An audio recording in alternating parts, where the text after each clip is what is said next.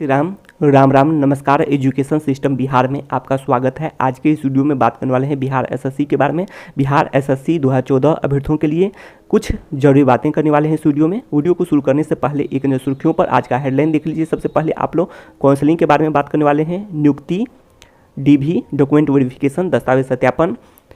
उसको आगे देख लीजिए। शीतकालीन सत्र, विधायक जी का क्या कहना है, इन सभी महत्वपूर्ण बिंदुओं पर बात करने वाले हैं। मेरिट लिस्ट पर भी बात करने वाले हैं।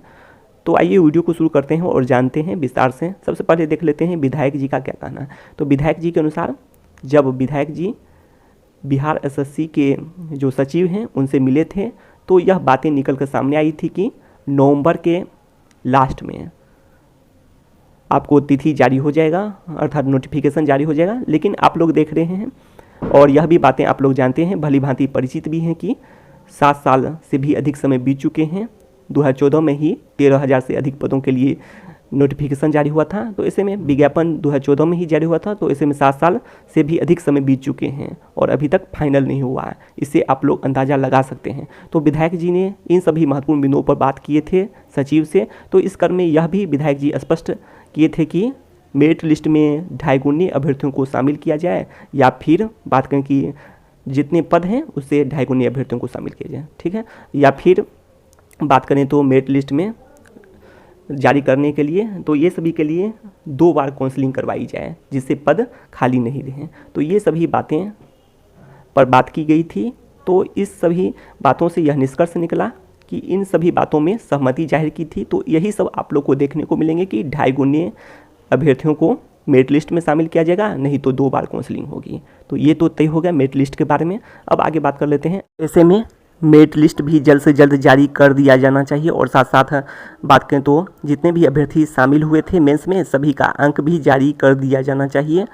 और मेरिट लिस्ट में बात करें तो या तो कुल पद के बराबर यदि जारी होता है तो साथ साथ वेटिंग लिस्ट भी रह सकता है, नहीं तो 2 बार काउंसलिंग होगी। कुल पद के बराबर यदि होता है या फिर 2.5 गुनी अभ्यर्थियों को शामिल किया जाता है मेंस में। तो ये सभी बातें निकल कर सामने आई है और वैकेंसी भी प्रत्येक साल आनी चाहिए। यह भी बातें विधायक जी द्वारा स्पष्ट की गई थी। और उसके बाद आगे बात कर लेते हैं कि आप लोग को जो बात करें सभी को एकजुट होना चाहिए। विधायक जी का यह भी कहना है कि जैसे कि बात कर लेते हैं कि बिहार शिक्षक बहाली में भी काफ़ी समय बीत चुके हैं, 2 साल से भी अधिक समय बीत चुके हैं। बात करें Bihar TET, Bihar CTT, STT के अभ्यर्थियों के भी, लेकिन अभी तक जो बात करें कि जो बहाली प्रक्रिया है अभी तक चल ही रही है।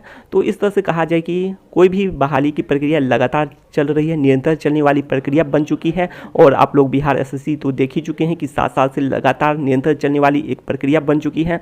तो ऐसे में कहा गया है कि एकजुट होना होगा सभी को। और 94,000 शिक्षक बहाली की बात करें तो चयनित भी हो चुके हैं, लेकिन डॉक्यूमेंट वेरिफिकेशन के नाम पर अभी तक बात करें तो फाइनल नहीं हो पाया है। तो आप लोग खुद भी समझ सकते हैं इन बातों को। उसको आगे बात कर लेते हैं कि इसमें डॉक्यूमेंट वेरिफिकेशन भी होने हैं। तो दस्तावेज सत्यापन के लिए आप लोग को कौन कौन से डॉक्यूमेंट ले जाने हैं, तो इन सभी महत्वपूर्ण बिंदुओं पर भी आगे बात करेंगे।